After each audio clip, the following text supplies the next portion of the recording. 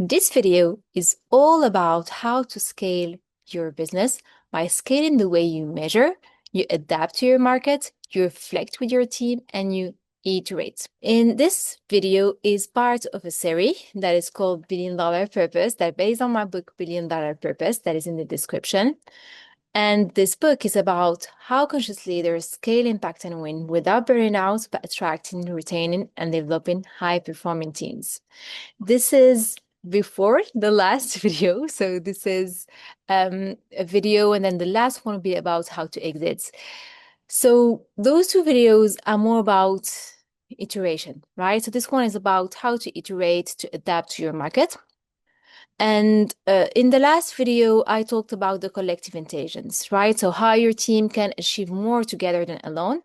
And today we're going deeper into how to scale sustainable performance using a smarter way to measure, to reflect, and to iterate. Why this is important for your business? If your company is chasing performance but still feeling stuck, that might be why. Most teams focus on peak performance, which means hitting big wins hard. But that approach can quietly burn people out. Because the truth is, there's a big difference between peak and sustainable performance. Sustainable high performance doesn't come from pushing harder, but it comes from measuring what matters to your business, reflecting on it consistently, and iterating with intention. And this episode is your new blueprint for performance that lasts. So, to explain this principle with you and the shift of paradigm, let me take you with me to my trip to Zion National Park. And I was hiking in this park, and I watched hikers sprint ahead, like eyes fixed on the summit. Some of them gave up halfway. Others reached the top completely exhausted. And for me, watching all that, I was just like having fun while hiking and going to the summit. But I was also willing to go to the summit. But I kept a steady rhythm. I breathed and I enjoyed the journey. And at some point, there were two hikers who joined me on my journey. And guess what? We reached the summit together, smiling.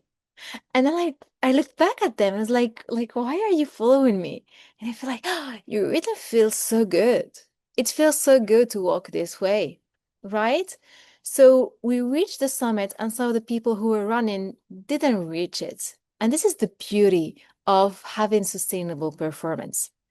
And this is also the difference between peak and sustainable. But now let's go back to business and move from hiking to business and consider a business case. Let's say Microsoft under Satya Nadella. So Microsoft, Satya, what he did is he moved the company from rigid KPIs to a growth mindset. How he did it? He did it with regular feedback and with constant iterations. And the result of that is that innovation exploded, revenue surpassed $60 billion in cloud computing, market cap rose from $300 billion to over 2.5 trillion, and the employee engagement skyrocketed. This didn't come from pushing harder on the old way of doing, but it came from his way of iterating, adapting to the market, and using the collective intelligence. And let's now go deep into actually two others business cases that I love is Toyota. One is Toyota. They have what they call the Kaizen philosophy. And their Kaizen philosophy, what is it? It's like letting frontline workers suggest improvements. And when they let frontline workers suggest improvements, they cut production lead time by 50% and they posted record profits. Can you imagine that? And this, we've discussed it in the collective intelligence video, but I want to emphasize on it right now because it's a different way of measuring, a different way of iterating, integrating feedback. You can take another example, it's completely different, which is Spotify. So Spotify, they build teams around fast learning, agile squad, sprint retrospectives. It's all reflection and iteration. And by doing this, the revenue jumped 19% year over year in Q3 2024. So in every case, sustainable growth came not from pressure anymore, but from a process of iteration. And I want to share with you the 5 shifts so that you can scale sustainable performance. Let me break down these 5 shifts that you can make. The first one is to diagnose beyond the surface. This means not just tracking top-line sales of revenue, but looking across the whole value chain: delivery, margin, risk, refunds. What's slowing growth? Where's the untapped leverage? Okay, so you look at all the value chain, not only sales, because if you look only at sales, you will have only one lever to work on, while all your team is working on different levels. So let's look at the different levels so that you include the team of the different levels, and you can scale much, much faster because each level compounds on the other one. This is something that I explained with my clients, and I worked with them to do that on their business. The second lever is to collaborate across teams. Bring in your operations, client-facing, leadership team together. So when teams co-create insights, the alignment goes up, and so does the ownership. And this is really powerful. And this is why a lot of people do team building, do kind of stuff. But here we're talking about work. And there is a very focused strategy to do that I use with my clients. The third one is to test and iterate rapidly. Pilot small changes. I have a lot of clients, when I go and start working with them, I see a pattern that is a thinking pattern. Let's do this, let's do this, let's do this, let's do that, let's do that, let's do that. And they start planning all that. Nothing happening on the ground. And while they're planning all this, it becomes too big. That is really difficult to act on it. So my advice really is to pilot small changes because everything shifts so fast. Pilot small changes, use feedback loops, improve based on real results, not on your assumptions, not on your head. Test on the ground, take risks. And when it's small, you can take the risk because, you're not putting millions and billions, but you can take small risk and then scale it. This is how you de-risk your growth and you stay agile. The fourth one is to scale reflection and foster safety. This means not waiting for breakdowns to reflect, but building in regular check-ins and creating safety so that people can speak honestly. This is how you surface real insights. Rigid targets stifle your creativity. The idea is to make your KPIs aspirational and values aligned, letting your people stretch beyond the number and aim for real impact. I want to use a metaphor, and 2 metaphors actually that are complementary. One, I love this phrase by Christian Singer. She says, a plant struggles to grow if you uproot it every day to check progress. Okay? So this means that the rhythm at which you're iterating or measuring should take into consideration the fact that growth is not linear.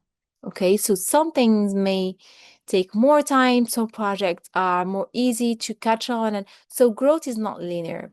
And if you keep each time looking at the root, removing, looking at the root, removing, looking at the root, and the plants can never grow. This is something to be mindful about. And there is another metaphor that is interesting, which is reflection being like a doctor's checkup. You're not wait until you're sick. You check in regularly to stay well. So the idea here is to take those 2 metaphors to create something that is not based on results, which is you check the roots. This is based on results. So what are the results? I check the roots. I don't see the plants. Okay. But still, it doesn't prevent you from checking the process and checking if everything is going as you have planned and to see if there is anything going on. Okay. And this requires a little bit of experience into measurement, into way of leading innovation and so on. But you can learn on the ground. And I want to share with you 3 quick wins that you can implement. Okay? So once you finish this video, you can use that, implement that. You can pick one metric in your value chain to track more deeply. and use that to schedule a 30-minute reflection with your team. Then you can choose one pilot to test and refine before scaling. Test it on one, okay? You don't need even more time. So just take it, try it on. I also want to bring your attention into reframing the way you're measuring performance by moving from measuring time to measuring energy. Actually, we can't have more time, but we can have better energy. So mapping your team's natural rhythms will let them work during their productivity peaks. You can shorter meetings, you can have focused windows, and real recovery time. And this will also help you scale your performance without burning out your best people. And this goes with the iteration process, okay? Because when you see like some team, they work better at the morning, some at night, and then you measure only the energy, not measure also the energy, not only the time and like the output, okay?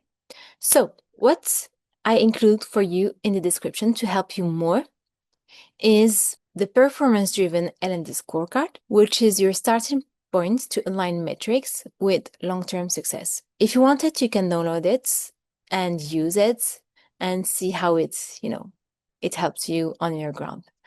And in the next episode, that will be the last episode of this series, I'll walk you through how to scale your ability to exit, whether that means acquisition, succession, or just stepping back.